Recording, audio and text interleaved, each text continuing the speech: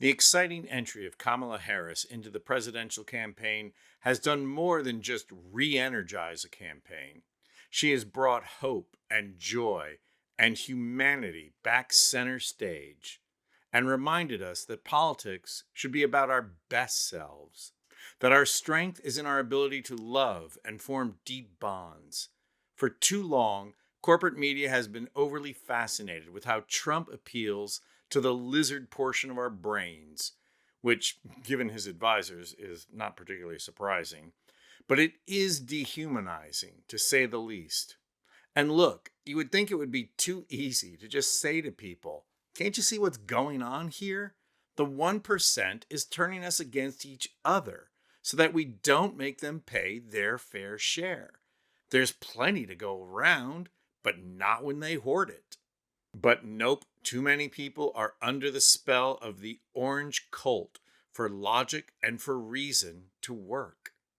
But maybe, just maybe, with some time and effort, love and hope can work where reason fails.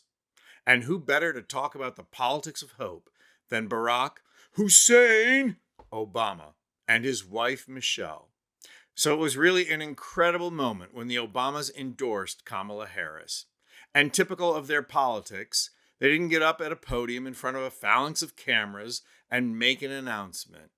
They made a phone call to a dear friend, me. And then I told them, give Kamala a call. You should probably know by now that the Obamas don't make a move without consulting me. David Axelrod is so 2012. So let's take a look at where my advice led. Kamala! Hello. Hi. Hey there. Oh, hi, you're both together. Oh, it's good to hear you both. I can't have this phone call without saying to my girl Kamala, I am proud of you. This is going to be historic. We called to say Michelle and I couldn't be prouder to endorse you and to do everything we can to get you through this election and into the Oval Office. Oh, my goodness. Michelle, Barack, this means so much to me. I am looking forward to doing this with the two of you, Doug and I both, and getting out there, being on the road. But most of all, I just want to tell you the words you have spoken and the friendship that you have given over all these years mean more than I can express. So thank you both. It means so much. And we're going to have some fun with this too, aren't we? And not only did the Obamas endorse Harris, but they made clear they are going to do everything possible to help get her elected. This return to humanity is not a political strategy. It's who Kamala Harris is. And you see it exploding across social media in two major ways. Take a look on social media, and what are people talking about when they are posting about Donald Trump? Two things: his ear and Project 2025.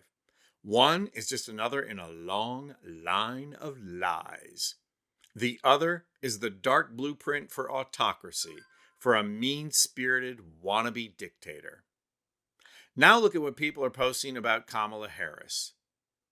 That she has a great laugh and can really dance, as opposed to that thing that Trump does. Now, Republicans thought they could make a thing out of denigrating her laugh. It ain't working, especially after this interview. I have my mother's laugh. And I grew up around a bunch of women in particular who laughed from the belly. Yeah. They laughed. They would sit around the kitchen and drinking their coffee, telling big stories with big laughs. You know, I'm never going to be, that's just, I'm not that person. And so people are posting all over about Kamala's laugh. Poor hubby. Poor hubby. Not.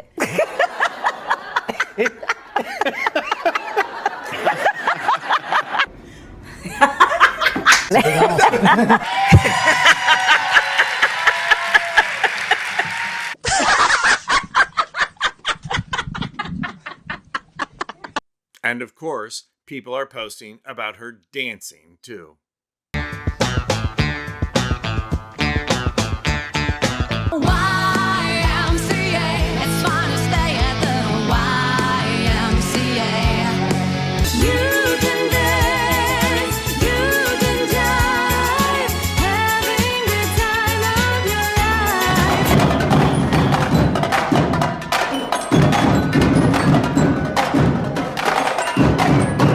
You notice the joy, you notice the authenticity.